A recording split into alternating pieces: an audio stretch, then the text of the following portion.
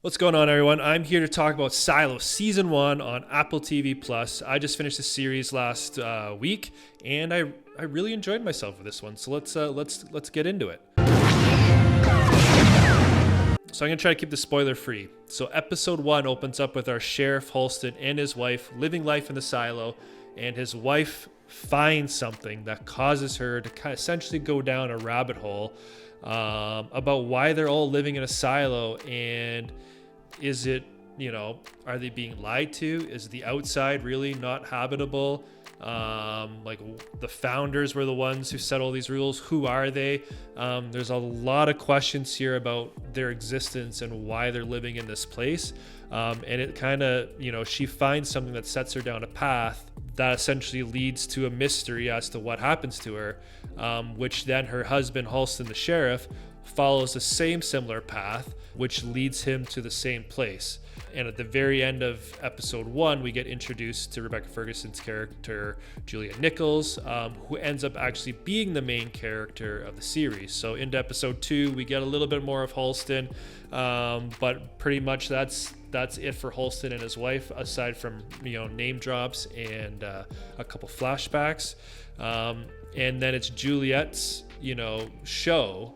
Juliet Nichols has to piece together all this evidence, and also evidence from her boyfriend in the very first few episodes as well, where something happens to him, and she has to take all these details, piece together what happened, and lead us essentially to the end of the season. That very first episode sets up the mystery as to what is outside. Is it what they say it is and what it isn't? That main mystery travels throughout the entire season. It's the main driving force. And what I love about the show is when you do finally get to that season finale, they answer that question. I felt fulfilled or rewarded for sticking with the show to the very end. So I applaud them for that. But they also open up more questions, and there's some other loose threads still out there that they could easily play into season 2. So they answer the biggest question for you, some smaller ones, but there's still enough meat there and some new things introduced that you can see how they're, what potential direction they're going to go with season 2.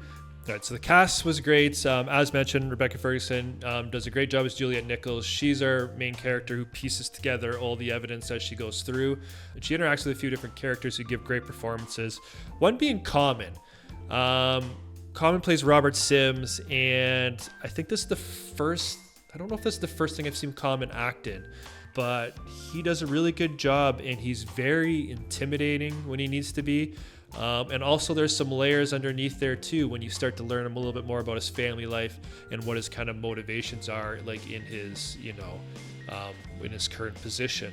And like, as a side note, this Common age, he looks the same as what he did when he was, Yeah, she been through scuffling fights while he trying to hustle that white up. Tim Robbins plays the mayor, Bernard, and he also gives a great performance, and his character is just so unique, kind of in mannerisms, the way he acts and interacts with Juliet and Robert. Kind of don't really know which way is he leaning, right? Is he going to be one of the good guys? Is he going to be one of the villains? His character kind of comes off as the person who kind of maybe knows everything, what's going on, and the most about the founders and stuff like that. And as you get to the end, you start to realize maybe he doesn't know as much as he thinks he knows. Again, and that's all from facial tones and the way his character behaves. So it's, again, I thought he did a great job. The other thing too is I thought the show provided a perfect balance of kind of like suspense, mystery, what you should know, what maybe you should have caught, or what pieces you could put together yourself. It doesn't, black and white tell you everything straight up, but it also doesn't get too crazy like, Westworld. So I thought it was a very well balanced and definitely kept my attention. So me personally, I'm normally a completionist. If I'm playing a video game, I gotta do all the side quests and all that stuff to complete the game.